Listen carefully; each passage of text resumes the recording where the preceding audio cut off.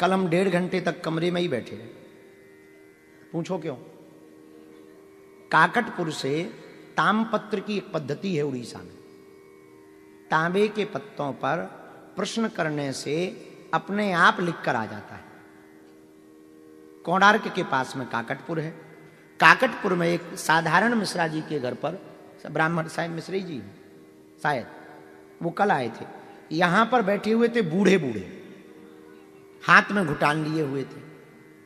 उनके पास ही वो कृपा है। वो उनके गुरुजी थे नाथ संप्रदाय के, उनने उन्हें दी। और आप प्रश्न करोगे तो वो संस्कृत में अपने आप तामपत्रों पर लिख के आ जाता है। और प्रश्न आप बोलना नहीं है, आप ऐसे माथे में लगाओ, कह दो कि ऐसा ऐसा है और इसका उत्तर दो, तो वो पत्तों पे लिख के आ जाता है कि आपका ये प्रश्न है, ये उत्तर। आप उस पर डालना, नेट पे डालना, हम ऐसी बातें नहीं कह रहे हैं, आप देख सकते हो उस पर। तो कल वो 1.5 घंटे तक बैठे रहे हमारे साथ। तो कल वो दर्शन करने आए थे, हमें भी दर्शन भय। बड़े सीधे साधे हैं, एकदम साधारण से।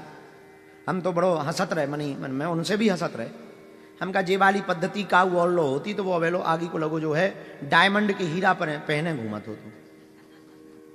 पर प्रायः सिद्धियां और शक्तियां अपनी मर्यादा में ही टिकती। तो कल उनके साथ जब हम बैठे तब उन्होंने बड़ी रहस्यमयी बातें बताई, खूब रहस्यमयी बातें बताई।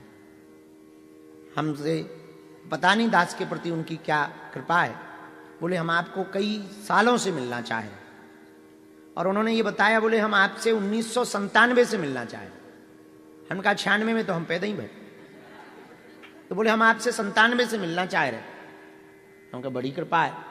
अब बोले खूब खोजत रहे, फिर तुम बड़े हो गए तो लगो कि अब जाएं कैसे।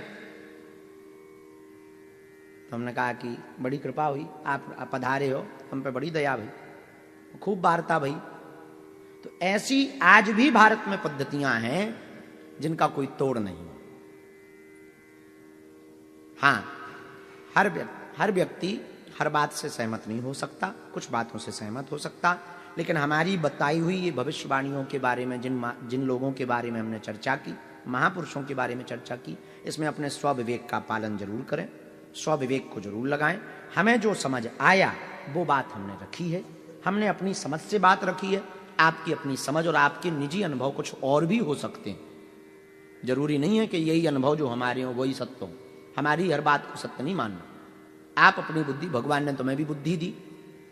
और हम लोग जब कथा करते हैं तब क्या कहते हैं प्रारंभ में? बुद्धिहीन तनु